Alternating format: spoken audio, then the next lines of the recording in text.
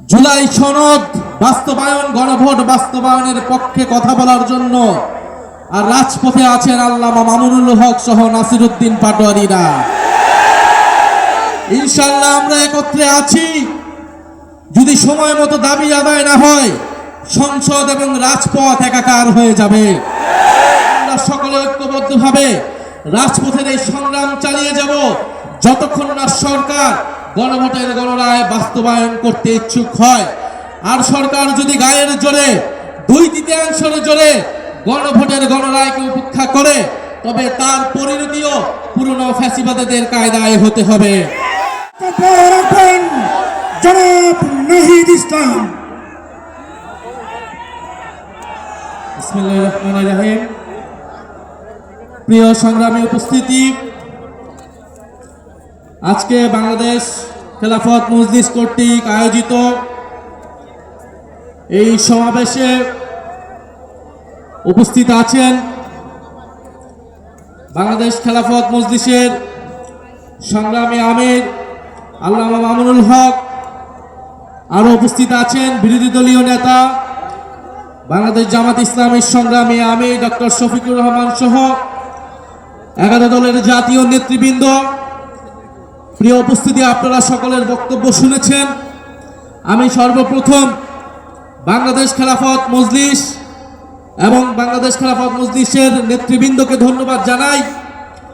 আমরা দেখে এসেছি ঐক্যমত কমিশন থেকে সংস্কারের পক্ষে, জুলাইয়ের পক্ষে আল্লামা মামুনুল হক এবং বাংলাদেশ খেলাফত মজলিস সবসময় আন্তরিক ছিল এবং জুলাই সনদের পক্ষে সর্বদা কণ্ঠস্বর সবার আগে রেখেছেন আল্লামা মামুনুল হক। ষড়যন্ত্র করে তাকে সংসদে যাওয়া থেকে বিরত রাখা গিয়েছে, কিন্তু রাজপথে থামানো সম্ভব নয়। আমরা সংসদে আছি জুলাই সনদ বাস্তবায়ন, গণভোট বাস্তবায়নের পক্ষে কথা বলার জন্য, আর রাজপথে আছেন আল্লামা মামুনুল হক সহ নাসিরউদ্দিন পাটোয়ারীরা। ইনশাআল্লাহ আমরা একত্রে আছি। যদি সময় মতো দাবি আদায় না হয়, সংসদ এবং রাজপথ একাকার হয়ে যাবে। গণভোটের গণরায় বাস্তবায়ন করতে হবে।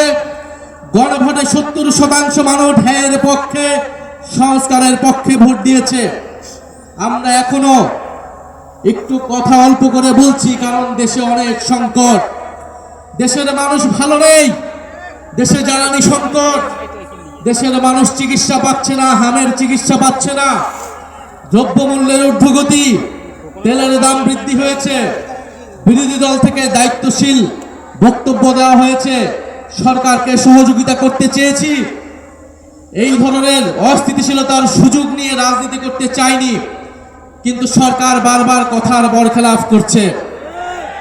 সরকার বিশ্ববিদ্যালয়গুলোকে দলীয়করণ করছে, গুন্ডা বাহিনী লেলিয়ে দিচ্ছে, সকল প্রতিষ্ঠানকে দলীয়করণ করছে, বিচার বিভাগকে কুক্ষিগত করার চেষ্টা করছে। বাংলাদেশের জনগণ, বাংলাদেশের ধর্মপ্রাণ দেশপ্রেমিক মানুষ এই নতুন করে জেগে ওঠা স্বৈরতন্ত্র, পুরনো বন্দোবস্ত, পুরনো সংস্কৃতিকে যারা টিকিয়ে রাখতে চায় তাদেরকে কোনোভাবেই প্রশ্রয় দেবে না। বাংলাদেশ খেলাফত মজলিস সহ 11 দল, জাতীয় নাগরিক পার্টি এনসিপি সর্বদা ঐক্যবদ্ধ আছে। আপনাদের প্রতি আহ্বান থাকবে, গণভোটের গণরায় বাস্তবায়নের জন্য আমরা সকলে ঐক্যবদ্ধভাবে রাজপথের এই সংগ্রাম চালিয়ে যাব যতক্ষণ না সরকার গণভোটের গণরায় বাস্তবায়ন করতে ইচ্ছুক হয়।